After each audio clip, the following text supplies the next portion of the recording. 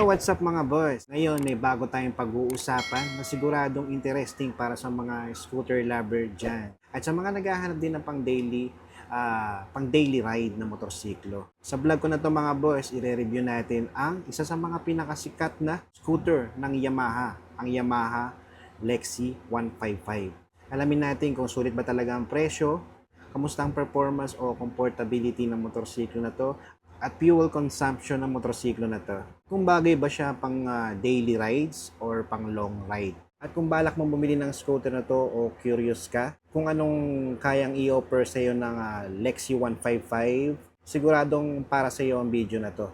Kaya without further ado, simulan na natin ang review ng Yamaha Lexi 155. Alright mga boss, so start na tayo. So alamin muna natin kung saan ba nagsimula tong Lexi na to, o kung kailan siya ginawa, o kung saan siya unang na-launch, no?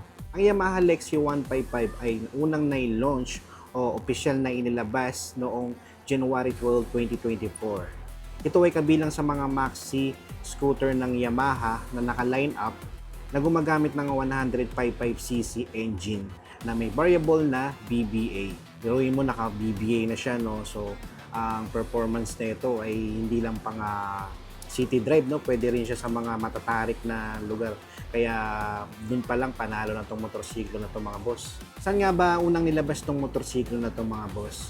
So, unang bansang nilaunch tong motorsiklo na to mga boss ay sa Indonesia, particular na sa Jakarta mga boss, noong January 12, 2024. At doon to unang nabenta at kumalat sa buong Asia. Kailan ba nilabas dito sa Pilipinas ang Yamaha Lexi 155? So nilabas ito at opisyal na nilunsad dito sa Pilipinas ang Yamaha Lexi 155 noong February 20, 2026 sa isang event sa SM Mall of Asia.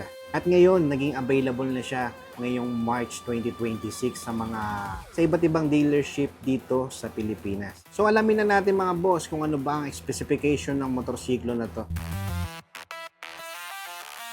So sa specification niya mga boss, meron siyang engine type na liquid cool 4-stroke single overhead cam 4 valve. Pagdating naman sa cylinder niya, single cylinder siya. At sa displacement niya mga boss is 155.09cc.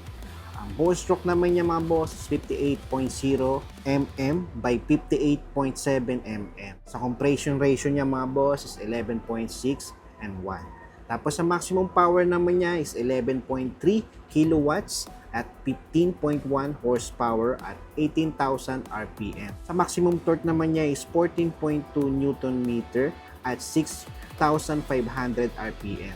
Sa cooling system naman niya mga boss, ang kagandahan dito, naka-liquid cooled na siya. Kaya wala na kayong problemahin kung sakali mga mag-long drive kayo, no? So, kayang-kaya nito yan mga boss. Tapos sa fuel system naman niya, fuel injected din siya mga boss. Sa valve system naman niya mga boss, naka-BBA na siya, variable valve actuation. So, hindi na kayo mabibitin dito pagdating sa mga pataas or pasulong na daan, no?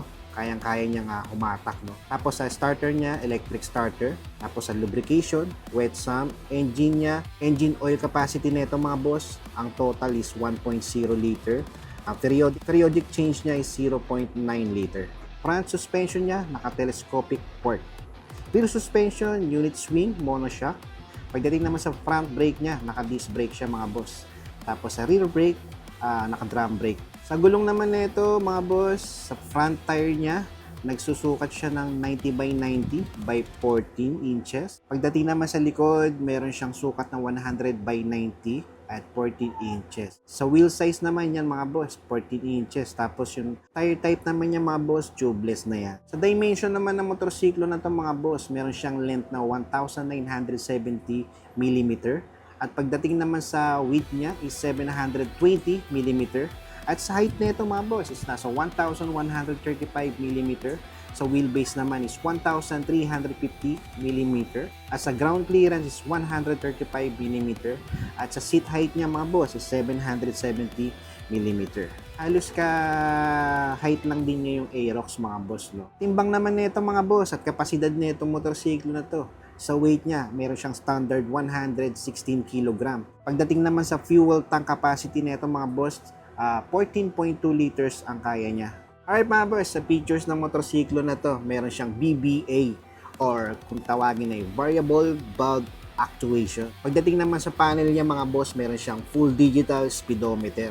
Tapos naka LED light na siya at tail light. Yan, naka LED. Pero sa may signal niya mga boss, naka bulb type pa siya. So sa variant na to mga boss, nung pinapakita ko, hindi pa siya nakakiles, no? Siguro sa susunod na darating na Lexi 155 na variant, nakakilis na siya. Tapos meron na rin tong feature na stop and start system mga boss. Para kung sakaling nasa stoplight kayo, nag-auto shutdown ng makina niya. And then kapag under na kayo, pipihitin nyo lang yung gas. On the go na kayo mga boss. At isa pa sa feature nito mga boss, meron na rin siyang electric power socket para sa charger. Yan, meron na siyang charging port para kung babiyahe kayo, hindi na kayo mahirapan malubatan ng cellphone, lalo na sa mga naglalalamove dyan, nag-joyride or grab. Bagay na bagay sa inyo tong scooter na to. At isa pa dito mga boss, meron na rin siyang Y-Connect. Madedetect mo na yung motorsiklo mo gamit ang cellphone mo. At meron na rin siyang hazard lamp, no? Nakikipagsabayan na rin siya sa mga bagong mga labas na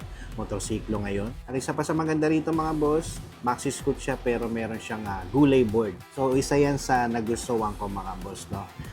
Meron siyang gulay board. So sakaling pupunta lang kayo sa palengke at medyo marami kayong bibilin, so mas useful siya mga boss, no? Alright mga boss, so pagdating naman sa presyo ng motorsiklo na to, dito sa Pilipinas nagkakahalaga siya ng 99,900. At pag kukunin mo naman siya ng installment mga boss, karaniwan dito sa mga Yamaha branches, ang down payment niya is 6,000 pesos. And then sa 36 months niya, meron siyang presyo na 4,900 pesos. Pero depende pa rin yan sa mga dealership kung magkano yung monthly tsaka yung SRP. Pero pinaka-SRP niya is 99,900. Alright mga boss, so dito na nagtatapos ang light review ko ng Yamaha Lexi 155. So abangan nyo yung next vlog ko na itong Lexi. I-compare natin siya sa NMAX 155 tsaka sa Aerox 155. So abangan nyo yun mga boss. Alright, so sa mga hindi pa pala nakasubscribe sa channel ko, pindutin nyo lang yung subscribe button tsaka yung notification bell para updated ka pa sa mga bago ko pang ilalabas na video. Alright, so maraming salamat sa umabot sa punto na to. Hanggang sa susunod na vlog.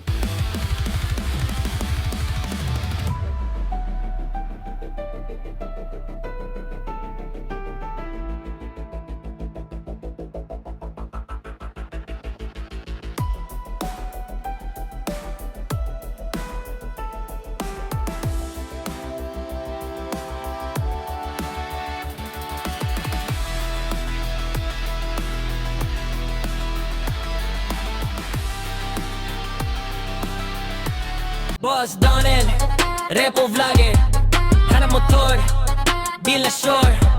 Second hand, pero solid runner. Check ang papel, check ang tunog. Boss Donel.